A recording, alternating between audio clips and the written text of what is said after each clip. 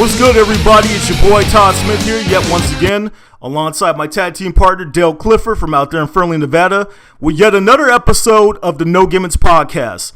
This week, we are counting down the best matches for the month of August. So let's start off here with TNA Impact Wrestling. Our first match that we're going to discuss is EC3 versus Mike Bennett during the Bound for Glory playoff final. Dale, what do you have to say about this one? I thought it absolutely was a match that justified being a playoff final to determine the number one contender for Bound for Glory. Yes. Both men absolutely showed what they are made of. And again, EC3 continues to show that he is a wasted talent and missed opportunity by WWE. Definitely. And Mike Bennett continues to show that he is a great talent, another great talent that has come out of the Ring of Honor brand. Yes, agreed with you on that one there. Definitely a good showing out of both guys. And speaking of Impact, we have another match on our best matches of the month of August featuring Bobby Lashley versus James Storm. This one was a title for title match here as Lashley was defending the TNA heavyweight title up against James Storm's King of the Mountain title. I was very impressed with this one here. I particularly like the finish, how James Storm hit Lashley, I want to say, twice with the last call super kick. Once where he hit him with it. He took it on the chin pretty well. A second time, it actually sent Bobby Lashley bouncing off the ropes, and it gave him the momentum to bounce back with that devastating spear that he hit him with, and that was enough for him to finish him off for the title victory. He actually walked away with both titles after that match. Moving on here to Ring of Honor. Ring of Honor had a couple solid offerings, and it was tough for us to narrow down to two, but we're going to start off here with Jay Lethal versus Adam Cole for the ROH World Heavyweight title at the recent Death Before Dishonor pay-per-view.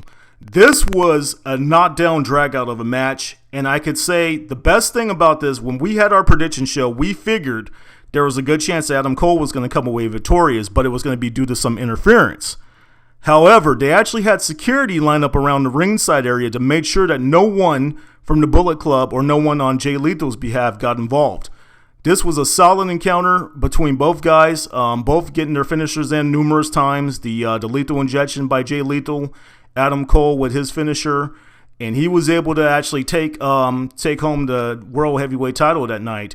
And quite a shot to the viewers who were in attendance and those who were at home, because I did not see this match ending cleanly. Moving on to our next match on the countdown, Donovan Dijak versus Leo Rush versus Jay White versus Kamiitachi for the ROH television title number one contender. This was a four-corner survival match here at Death Before Dishonor. Lots of solid action out of all four competitors, and the great thing about this one was we get four different styles. We got the powerhouse in Donovan Dijak. We have the speed and athleticism of someone like Leo Rush. Jay White, who's kind of a newcomer to the American viewers, but actually has been a part of the New Japan training system. This guy is from New Zealand. Definitely a change of pace of the wrestlers that you guys are probably used to seeing from New Zealand, such as the Bushwhackers, Luke and Butch from old school WWE. And this new guy, newcomer Kamiitachi, who reminds me a lot of S.A. Rios from WWE, from the Attitude Era. Donovan Dijak was able to come away with the big victory in this match, and he is now the number one contender for Bobby Fish's ROH television title. So moving on to our NXT matches of the month. So Dale, what did you think about the Revival versus Gargano and Ciampa from NXT Brooklyn? Absolutely, probably the match of the night. Yes. When it comes to NXT Brooklyn.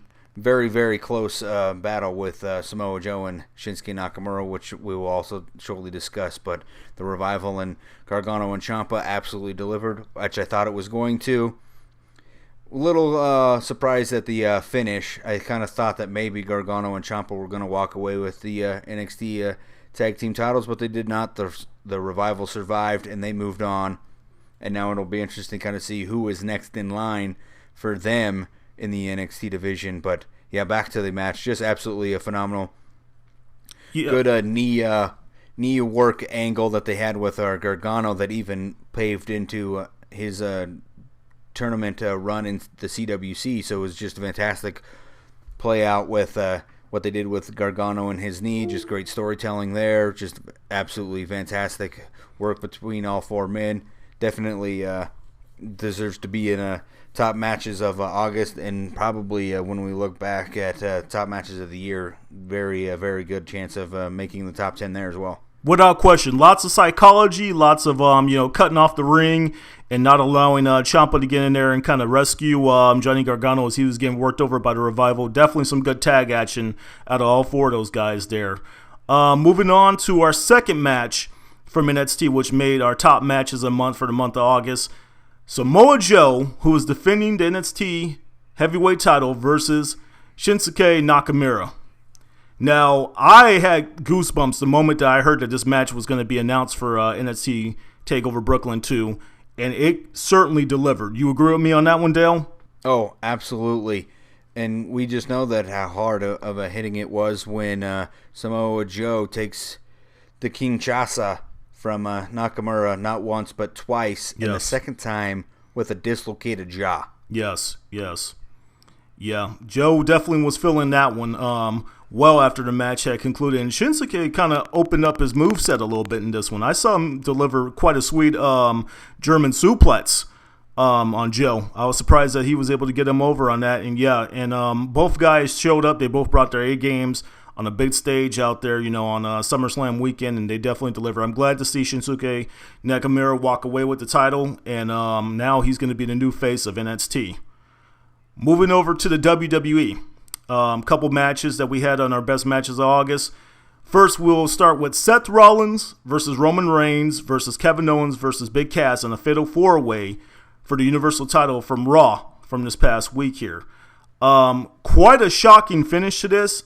I never in a million years saw Kevin Owens actually walking away with this one, and the fact that Triple H got involved and, pretty much screwed over not only Reigns but also Seth Rollins as well, setting up that feud that a lot of people saw coming, the pedigree versus the pedigree. Dale, any thoughts on this one here? Very good four-way match. I was torn between trying to decide between putting Seth Rollins versus Finn Balor or this fatal four-way into our countdown, and I just figured since we're now moving forward with the actual Universal Champion, that gives this one a little head above the match that unfortunately saw Finn Balor go out for what could be 6 to 9 months. But back to this fatal four-way, absolutely fantastic. Good work, and definitely a come up on Cass. Not surprised that he was the first one eliminated. I think he was just kind of getting a test run here to see how well the crowd buyed into him as a main event caliber guy. And once again, Roman Reigns was inserted into the main event for the main title, and the crowd completely flipped on him again. He was the boo machine.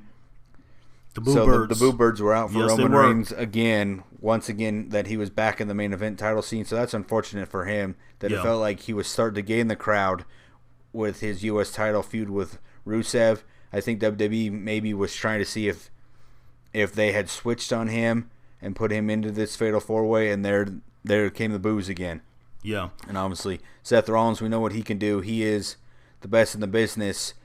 Unfortunately, he's got a bad rap right now because of the people that have gotten injured with him in the ring. And I think a lot of that, as we were talking about, just comes from that turnbuckle powerbomb that he does, which I think they kind of got to look into that maybe coming out of his repertoire. I know that they got rid of the curb stomp for injury purposes when it didn't injure anybody, and now he's using this turnbuckle powerbomb, and it has now injured Finn Balor and ended the career of Sting. Isn't that ironic? So, maybe they should rethink that aspect of Seth Rollins' moveset, and then obviously Kevin Owens. We know what he can do. Yeah, just Big Kev. Basically, when the lights are the brightest, Kevin Owens shines, and it is just a nice honor to see him be the Universal Champion going forward. Yeah, man. Looking back at our mock draft that we had not too long ago, I picked that, being the mock Raw GM, that he was going to land on the Raw brand, and I saw big things coming for this guy. I didn't think it was going to happen this soon, but definitely glad to see him get the opportunity to hold the WWE Universal title, and hopefully it'll be a long and successful reign for Kevin Owens. So moving on to our next match for our top matches of the month of August. coming from the WWE. Let's talk about AJ Styles versus John Cena from SummerSlam. This match delivered. This, in my opinion, was probably the best match of the night for SummerSlam. Both John and AJ broke out their movesets quite a bit. I got to see John deliver some new stuff he hadn't done quite before, almost kind of like a TKO type maneuver. I saw AJ break out the move that, ironically, that Ty Dillinger is now using as his finisher over there in NXT. The move that almost kind of looks like the Attitude Adjustment, where he sticks his knee out and he drops the opponent on his knee. I can't exactly remember quite what he's calling it, but yeah, good strong offering out of these two. Any thoughts on this match, Dale? Very, very good, and definitely, as you said, both men stretched their movesets, had to resort to some things we hadn't seen from both of them, which is very good in that aspect. When they got to dig out some new tricks, that always makes the match get elevated. And yes. When AJ Styles is breaking out new things, that is a big deal, because he's got a deep bag of tricks. John Cena gets knocked for his bag of tricks, but when the lights are bright, he always seems to have an extra bag, and then he'll even find some hidden trick in a bag. Mm-hmm. Very, very good here. And I just think that the match went the way it needed to go, with AJ Styles taking down John Cena. As we've said, John Cena's big-time superstar time has come, and I think we're now into the era of AJ Styles, at least on SmackDown, with the brand split. Yep. So definitely glad that the match went the way it was supposed to mm-hmm. in the end. And obviously, great work between the two. We saw it the very first time that they got together. Did not have the clean finish. This one had the clean finish, which also helped, which made it more effective. And yep. I just took a look. The move that I was referencing to that AJ used that was similar to Ty Dillinger's finisher is actually referred to as the tie breaker. That's what he's calling that move now. The move is almost kind of like a fireman's carry into the knee, which he drops his opponent onto. Very similar to Donovan Dijak's move, just a little bit reversed with the positioning. Yes, just a little bit different on the execution. So last but not least here, the special event that WWE has had going on for about the past 10 weeks, I'd say, that has completely delivered and given us some of the best wrestling action that we have seen in recent memory. From the Cruiserweight Classic, we have two matches that made it to our top matches of August, including the best match of the month. So first off, we're going to start with Tommaso Ciampa versus Johnny Gargano in the first round of the Cruiserweight Classic. Dale, what do you have to say about this one? I definitely thought this was probably the match of the first round, so that's obviously why it is in our best matches from the CWC. Just very good. When we definitely can tell that Ciampa and Gargano are back at home when they're singles wrestlers. They've had the long indie careers as being singles wrestlers, I think. Yes. They're running NXT is the first time that they really ever got into tag team correct work. And they made our freaking countdown with a match at NXT Brooklyn against the Revival. So we definitely know tag team wise they can deliver. And this singles match just absolutely delivered and showed you what both guys can do. Just very strong work out of Ciampa, and then Gargano he's a pretty complete package all around. Yes. Not so physical, but he definitely he can get things done. Yes. And then obviously we had the moment where they kind of embraced and showed that they're still going to be a pretty united unit at the end of this match. The amount of emotion, the amount of passion that these two have put into any match that they pretty much have had recently, like I said, it just shows you they love what they do. They love being professional wrestlers. They love professional wrestling and delivering those great matches to the crowd in attendance each night. So that brings us to our final match of the countdown for the month of August. Our number one match here, the Golden Star, Kota Ibushi versus Cedric Alexander. I don't know what much more positive I can say about this. Kota Ibushi, it is a shame that this guy has not signed to WWE full-time. He is one hell of a talent. Cedric Alexander showed me something that I've never seen before out of him. I wasn't too high on this guy's list. When we had talked about him earlier on in like one of our year nay segments, I think I said nay because I just had not ever seen anything out of Cedric that really stood out in my eyes from when I watched him over in ROH. I think what's really helped him out is that he's now being portrayed as a face. In years previous, he had usually been a heel over there in ROH, but I mean, this was just a phenomenal match. The amount of action between these two, plus all the emotion, plus the fact that Kota Ibushi finished him off with that sweet last ride powerbomb, which I absolutely love. Dale, what do you have to say about this one? Oh, well, we both discussed that there's a reason why this match is number one. Absolutely fantastic. I love Ibushi's moonsault where he sprints across the ring, does this kind of springboard, and then into the moonsault to the outside. Yes, from out the corner. Mm-hmm. Yes. Yeah, and I know that coming out of this one, we had our thoughts on Cedric Alexander, as you mentioned back in one of our early Yay or Nay episodes. We were kind of a little bit down on what his future was going to be. Yes.